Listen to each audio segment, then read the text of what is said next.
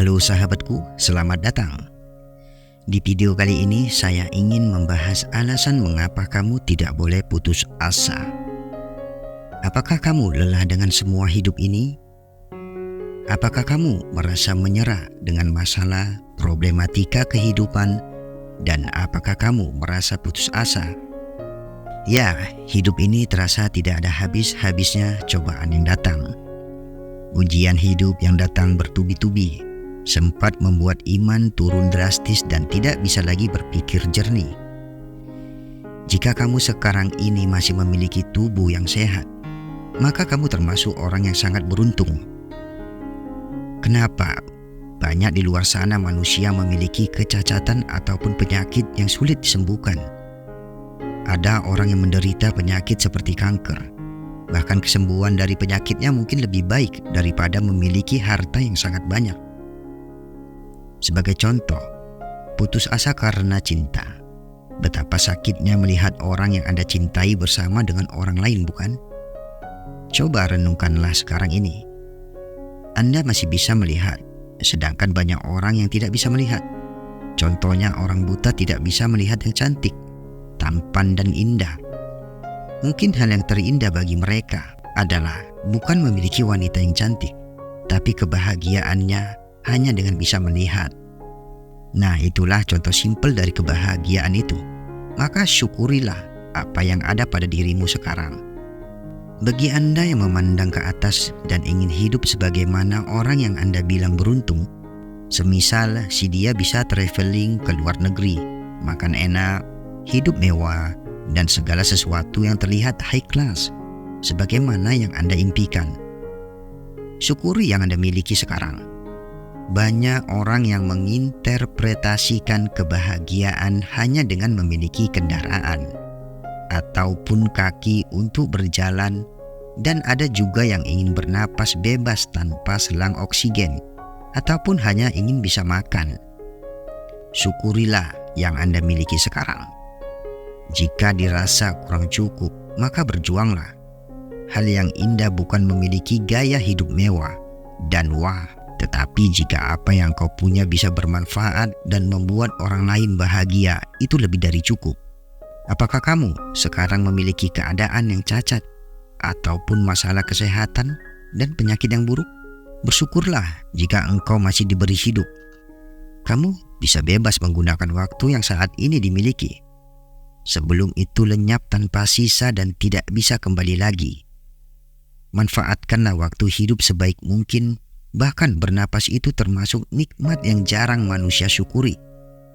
Coba sekarang bernapaslah sebelum menyadari di mana tubuh dikubur dan tidak ada yang tersisa segala sesuatu untuk dibawa. Jika kamu percaya adanya Tuhan, maka beruntunglah engkau. Karena dengan percaya adanya Tuhan, berarti Anda percaya ada yang berkuasa atas segala yang ada di dunia ini. Berserah dirilah. Akui apa kelemahan dan kekalahanmu saat ini kepada Tuhan semesta alam. Berdoa langsung kepada Tuhan yang maha berkehendak. Bercerita keluh kesahlah kepadanya. Menangis jika memang ingin menangis sebagaimana saat masih kecil. Terkadang masalah teratasi setelah proses menangis.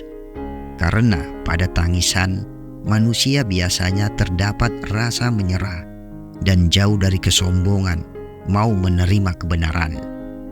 Ujian terberat manusia bagi saya adalah ujian kenikmatan. Bagaimana bisa kenikmatan menjadi ujian terberat? Oke, silakan kamu dengar cerita berikut ini. Ada seorang pemuda yang terpengaruh dengan arus globalisasi, pergaulan bebas dan lain-lain. Dia sudah terjerumus dengan dosa perzinahan, minum minuman haram, dan lain sebagainya, di mana dosa itu adalah kenikmatan duniawi yang dosanya sangat berat.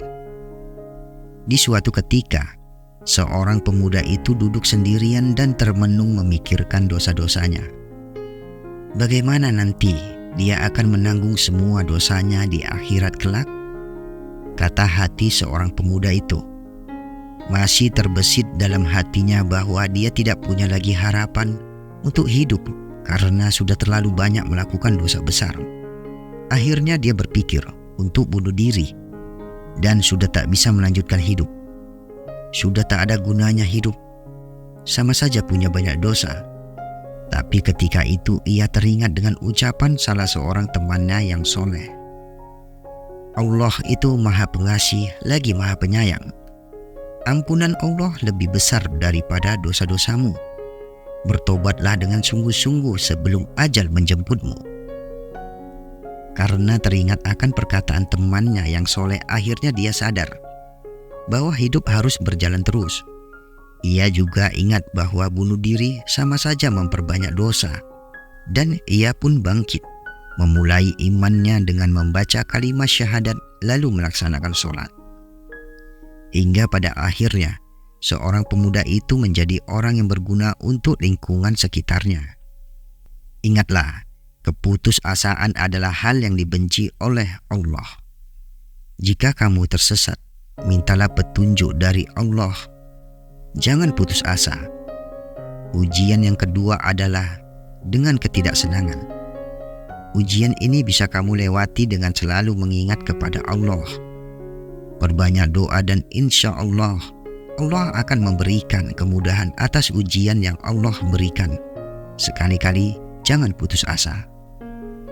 Putus asa merupakan keadaan di mana kamu kehilangan harapan dan tujuan hidup.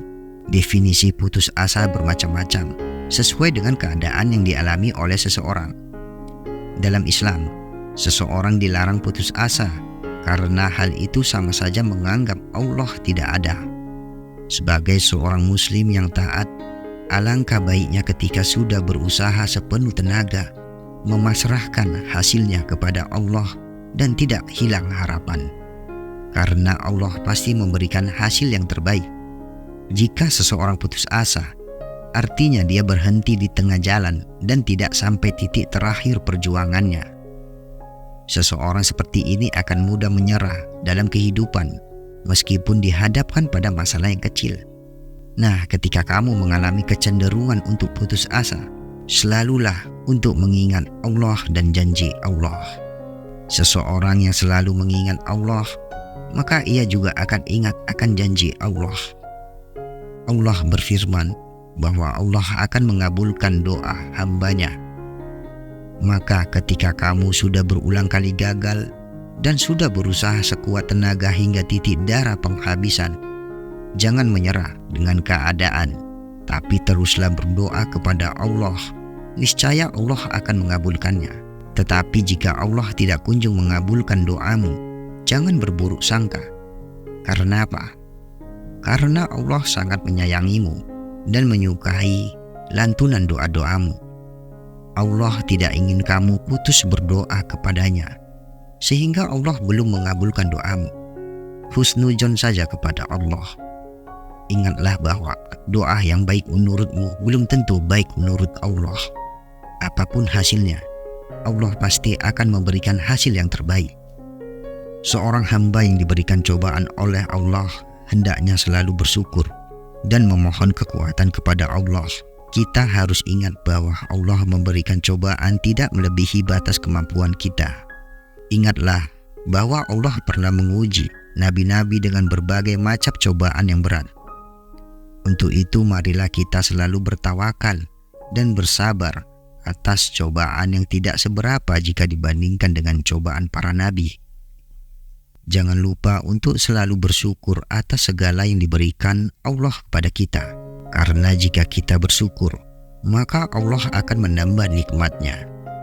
Nikmat dari Allah jangan diukur dari nominal, tapi ukurlah dari kebarokahan yang diberikan Allah. Seperti nikmat sehat, nikmat hidup, nikmat makan, dan nikmat yang lainnya. Kesimpulannya, untuk mengatasi putus asa adalah selalu mengingat Allah dan selalu bersyukur kepada Allah.